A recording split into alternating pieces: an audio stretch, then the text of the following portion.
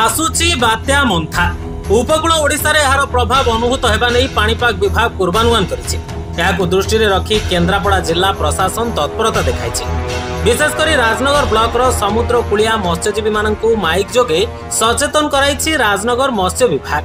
Rajnagar block रो प्राय 1000 रु ऊर्ध्व मत्स्यजीवी वर्तमान सुधा स्थल भाग को फेरी आछन्ते। राजनगर ब्लॉक रो तालचुआ, रंगणी, बाघमारी, पटापरिया, गोवर्धनपुर प्रभृति स्थान रे मत्स्य विभाग रो टीम पहुंची सेमानंको सचेतन कराउछि। आउ किछि मत्स्यजीवी मध्ये एजाए समुद्र भितरे माछ मारुथिबा सूचना मिलिछि। सेमानंको तुरंत फेरी आसिबाकू कुहा जायछि। आसंता 30 तारिख पर्यंत समुद्र को न जिबा पई कुहा जायछि।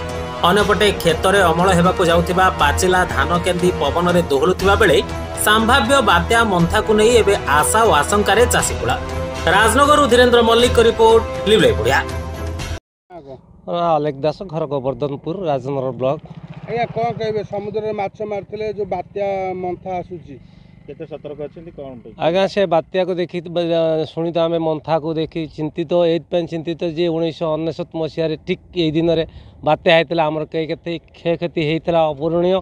आज जहाँ मत्स्य अधिकारी मैंने आमको आगुरी सचेतन कर आज आम पाखे अच्छा आम से मंथा को नहीं चिंतित अच्छु। निजर डंगा जाल को सुरक्षित भाव में कूल रखी सारू सत्य आम मन भय जाऊनी किमिति मुकला कर मंथा जावा पर्यंत आम निज घर सुरक्षित रही निजर जान आसन को किमिति सुरक्षित रखिमु से आम लोक को सचेतन करूँ आम तरफ आम निजे सचेतन होचु। तेणु आम भय अच्छी केमी मंथा को आम 29 तारिख पार हम से विषय आम चिंता करूँ। आज जो जगह आम छिड़ा हो ठीक 1999 मसीह ठीक यही जगह ये भांगी रास्ता जहाँफल आज यही जगार बोट सब पशुला ये भेड़ा भितर भांगी जाता अनेक क्षयक्षति होता।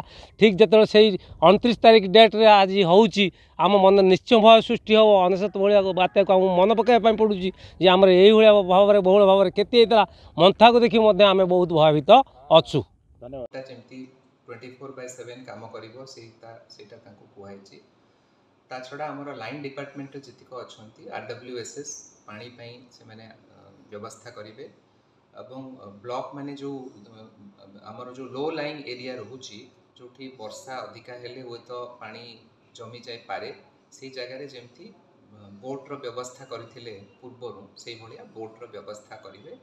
तापई तेल एवं जेनरेटर पई तेलर जहाँ व्यवस्था करने कथा ताको भी अरेंज करेंगे से एवं तापर सीडीएम को कुहाई जे मेडिकल टीम गुड़ा को अलर्ट करेंगे।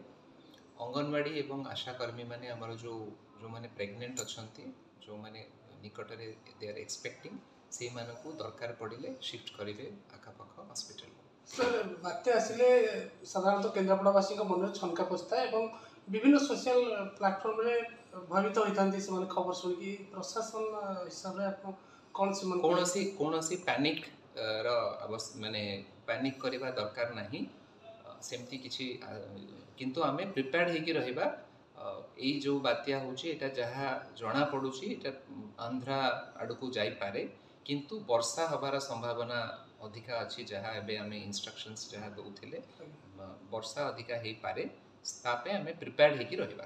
सर बात्या आश्रयस्थल केते लोकन को रिस्क करा जे बोली योजना एबे एबे एबे सेमाने को बात्या आश्रयस्थल को प्रिपेयर्ड होगी रहिबा पई कुआ हेची। आगु को दिने 2 दिन भितर जना पड़िबो इंटेंसिटीटा सेही अनुसार आमे आगु को इंस्ट्रक्शंस दबो। परिचय राजनगर मेरीन फिशरी ऑफिस सागर मित्र। कौन कहबे सर जो वर्तमान पे जो मंथा बात्या आसुदी सरकार सतर्क करछि बंगोपसागर अशांत रहिबो तेबे आपनकर भूमिका कोन रहउछि ए विषय कोन देखंतु आमर राजनगर जो 3टी मत्स्य अवतरण केन्द्र अच्छी बरुणई गोपालपुर एवं तालचुआ 3टी मत्स्य अवतरण केन्द्र रे आमर सागर मित्र माने एवं मत्स्य अधिकारी माने 24 घंटा ड्यूटी रे अछंती एवं समस्त मत्स्यजीवी मानकु सतर्क कराइछंती एवं 26 तारिख संध्या सुधा आमर जतक बोट एवं डंगा रही समस्त जो समुद्र एवं नदी रू आसिकी ठीक फिक्स लैंडिंग सेंटर रे लैंडिंग हो जाइछंती। वर्तमान मध्य आमे मत्स्य अवतरण केन्द्र रहीचु एवं से सतर्क कराऊँ 30 तारिख सुधा से 30 तारिख पर्यंत से समुद्र मध्य को न जावाई आम से बारण करचु।